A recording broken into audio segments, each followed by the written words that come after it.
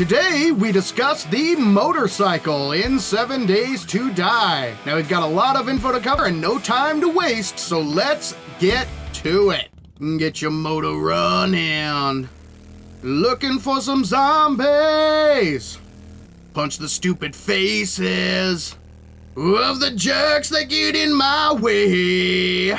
I gotta tell you folks, there is nothing that makes you feel more like a badass than driving around in the zombie apocalypse on your motorcycle. So today we're going to take a closer look at this vehicle, and we're gonna start with the skills that govern the motorcycle and exactly how to craft one. The motorcycle is governed by the Grease Monkey perk, which is located in the intellect attribute. Now, in order to unlock motorcycle crafting, you will need to put 3 points into Grease Monkey, and this can only be accomplished once you reach intellect level 6. But unlocking Motorcycle Maniac in Grease Monkey will allow you to craft motorcycle parts. It also opens up the ability to craft oil and quality 3 batteries. Plus, you can craft motorcycle parts 33% cheaper. Alternatively, you can find the motorcycle chassis schematic and the motorcycle handlebars schematic in order to unlock crafting. It is also important to point out that you actually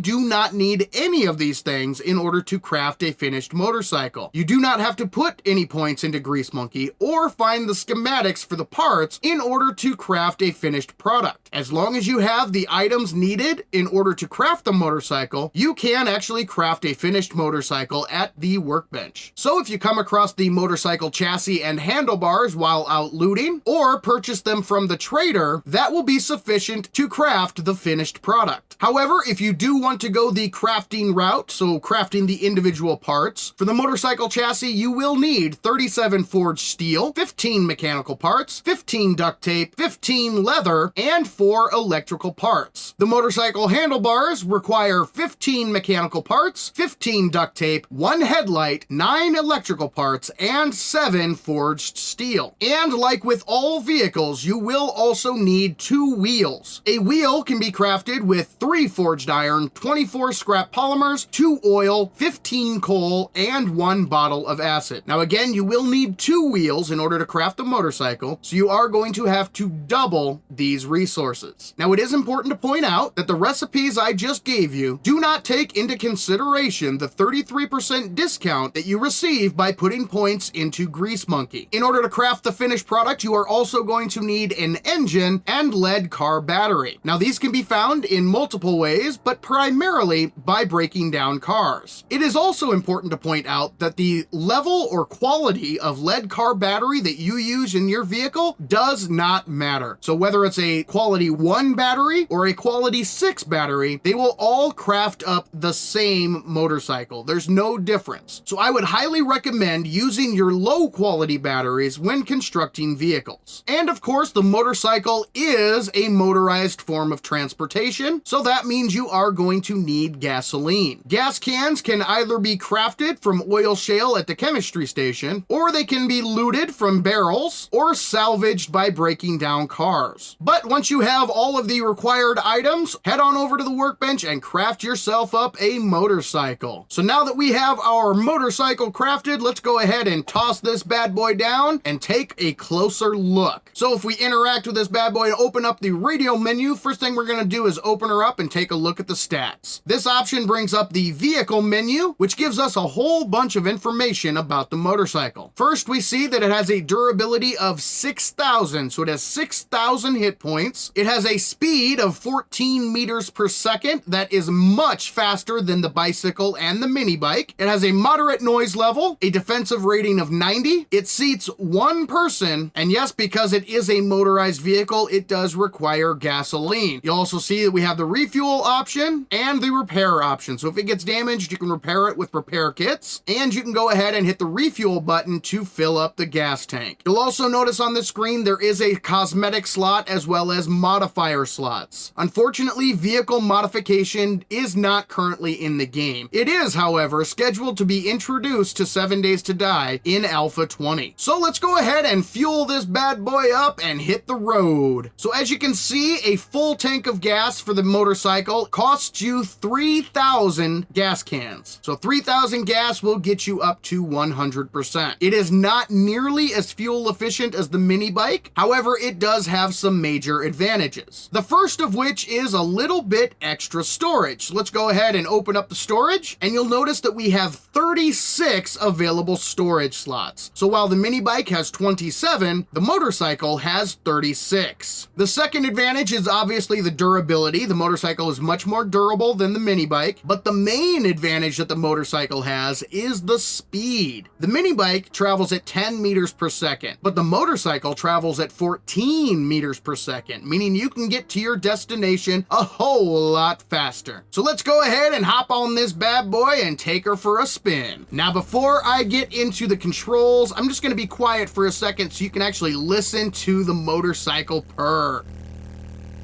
Ah, that motorcycle sound is awesome.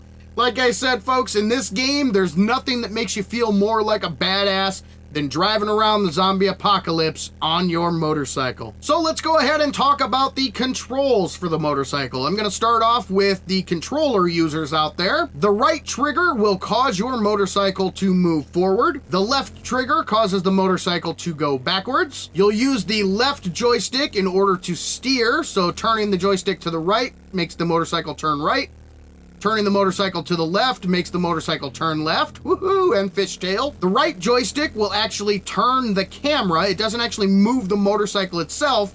It just moves the camera as you're driving your motorcycle. And in order to enter that turbo mode, you're going to click your left joystick. So we click that, and boom, we're gonna start moving a whole lot faster. Now, for all the mouse and keyboard users out there, you're going to hit the W key in order to move the vehicle forward. The S key is going to move the vehicle backwards. The mouse actually controls the steering, so if we move our mouse to the right, we turn right. If we move our mouse to the left, we turn left. And if you hold down the Shift key, that will enter into turbo mode. Another important thing to keep in mind is while using that turbo mode, you do move a whole lot faster, but you will drain your gasoline much faster as well. So you'll get to your destination a lot quicker, but you'll use a lot more gasoline at the same time. Now, for me personally, folks, I absolutely love the motorcycle. It's one of my favorite, if not the favorite vehicle in 7 Days to Die. Now, that opinion may be a little strange because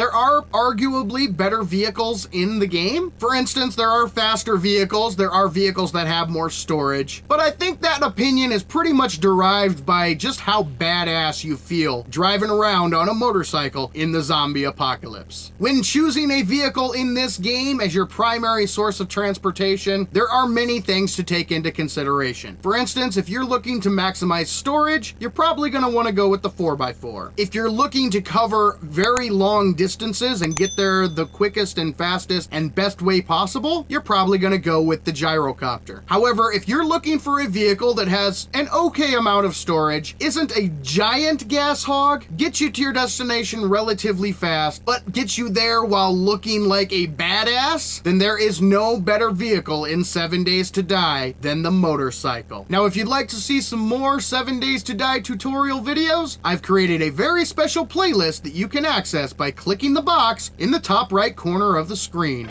But for now, this is Saven saying thank you, ladies and gentlemen, for joining me in Saven's World. And remember, the average gamer is always king of the hill on the bell curve.